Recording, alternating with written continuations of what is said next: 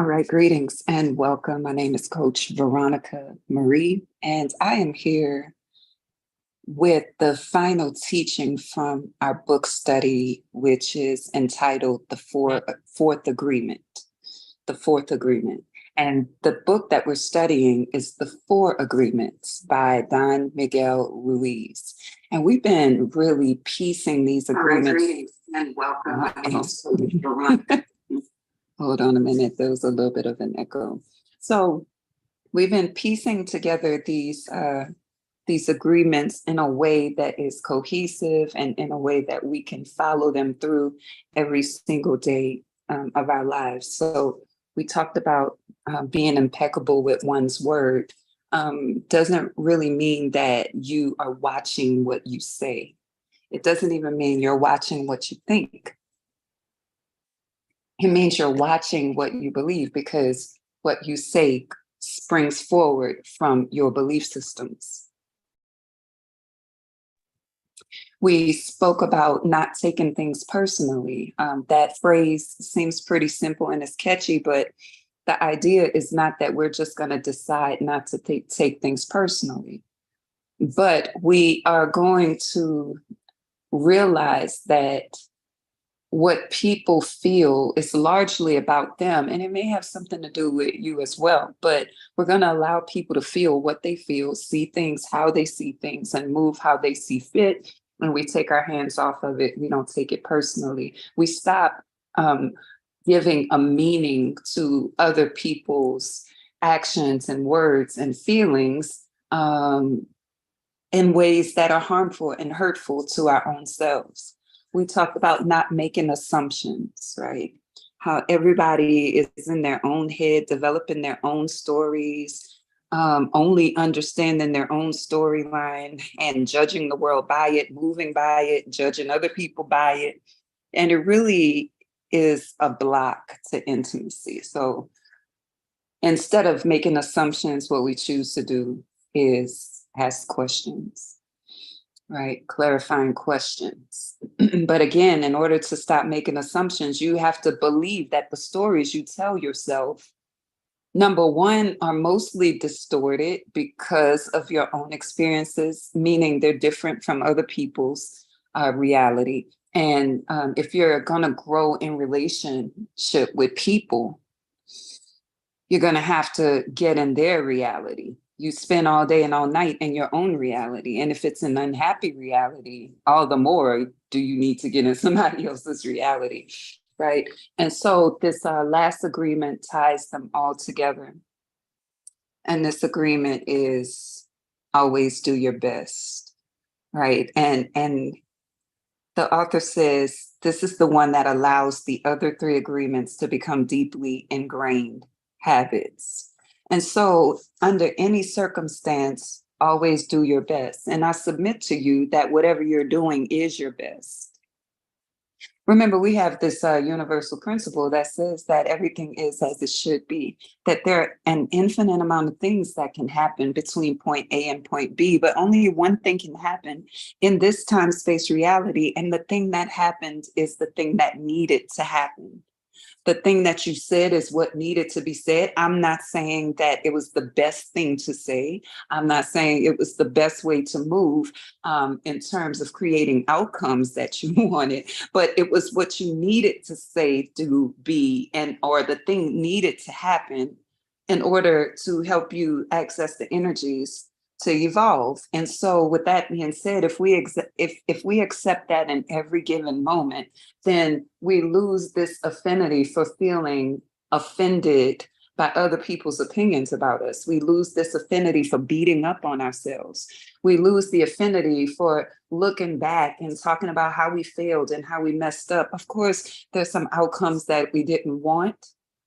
But if only one thing could happen, and the thing that happened is the thing that was supposed to happen, then that was your best. And so it's also a good idea to not judge your best by a broad stroke brush.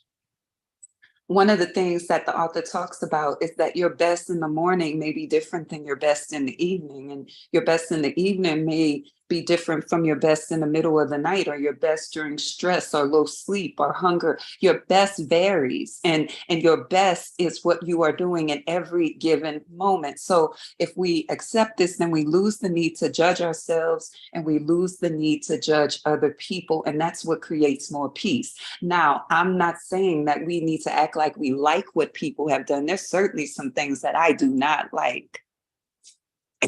I also realize that in not liking those things, when it's part of somebody else's life, I'm not in control of that. So very quickly, I say to myself, okay, this is their life. They live it the way that they want to. That is their best. This is my life. I move the way that I want to. This is my best, because that's all we have. And if we are very attached to number one, proving that someone else's best is not really their best. I often have people, and this question comes up a lot.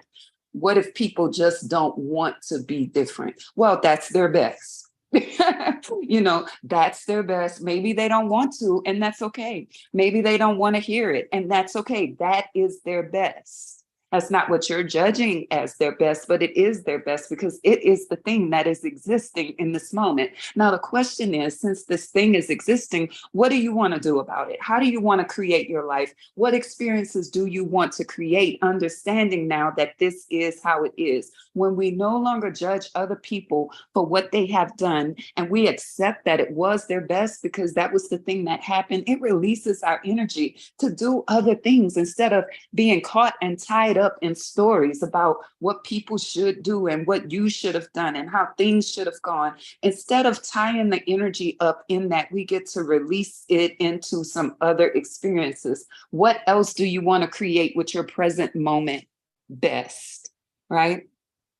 And the author says, if you just do your best, there is no way you can judge yourself. And if you don't judge yourself, there's no way you're going to suffer from guilt, blame, and self-punishment. But again, it's the attachment to your belief systems and narratives that hold you hostage in this cycle of pain. These agreements that we've been talking about are ways to transform your life. And they're not agreements just to take frivolously or take on the surface level. They're truths that need to seep into our everyday existence, into the way we think, the way we move, the way we talk, the way we believe, how our subconscious moves. The truth must infiltrate every area of our being. And how do we do that? We practice it. As soon as you feel yourself coming out of an agreement, you catch yourself, you identify what agreement you're violating, you identify the belief system, and you begin to shift it right away. The quicker you can do this, the better. So then we move away from being attached to phrases, catchphrases, and the collective mind and our narratives and fears and experiences. And we move into the present moment. And the present moment is the only moment that really exists. It's the only moment we can experience with our being, our whole entire being in a tangible way. And so it is the best time to do our best, which is number one, practice. And if you don't practice, okay, try again tomorrow. By doing your best, the habits of misusing your word, taking things personally, making assumptions will become weaker and less frequent with time.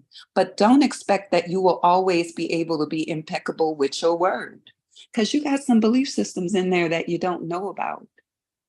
So when you speak from a belief system and the outcome you get is not what you intended, you get to identify the belief system. So that is your best. We're not walking around trying to be perfect. We're trying to do our best in the moment and make each moment enjoyable, more peace, healthier, and happier. It says, if you break an agreement, begin again tomorrow and again the next day. It will be difficult at first. And I think that's important to say. I don't like saying that it's difficult, but it will definitely be a challenge because you have been practicing your old ways for a lifetime. And maybe even lifetimes before, depending on how you see lifetimes. And so we have these isolated sparkles, moments in time. Somebody called it glimmers recently. You have these glimmers of time to make a decision to better your moment, and we should do it. It says, but each day will become easier and easier until someday you will discover that you are ruling your life with the four agreements, and you will be surprised at the way your life has transformed. Again, we're not trying to be perfect. We're not trying to make other people perfect either, looking at them and pointing out their wrongs and all of the things about them that we don't like. No, because that is their best. And your best is not good enough to some people, and their best is not good enough to some people, even you. This is the way we exist. But as long as your best is good enough for you, right? That's a starting point. We're not talking about being very egocentric, self-centered. That's not what we're talking about here. And so I hope nobody takes this out of context. So you're not just going, well, that's how I feel. Because if you're being impeccable with your word, then you're not flexing like that. You're examining your belief systems, and it almost becomes impossible for you to flex up and be like, well, that's how I feel. It's impossible for you to do that if you're not taking things personally, because right away, taking things personally makes your ego flex. Being impeccable with your word means you're examining the belief systems that come up when your ego flexes. So you're not speaking out of it. Right. You can even, there's a communication strategy where you communicate about your communication. Right now, I'm feeling very unclear about how I'm feeling, and I would like to discuss it later. I just can't do it right now. That's being impeccable with your word, because you believe it's important to understand yourself before you begin talking to other people, but you can still communicate well. You can still communicate well. So if you take things personally, you can still communicate well. You can still be impeccable with your word. You can still do your best. You can still not make assumptions. So you may break one agreement, but come into alignment with another, it as well, because this is our human journey. And so I'll end with that idea. If you find that you need any one-on-one coaching, you can reach me at veronicamarie.com. I have 2 new courses coming up. One is Sex Magic. We're going to talk about some principles and how to move in that. And I also have Discover the Goddess Within course. We're going to explore 7 goddess archetypes that are within you and work on activating them so that we can live a more empowered life from our power self. And that is it. All right. My name is Veronica Marie, and I'm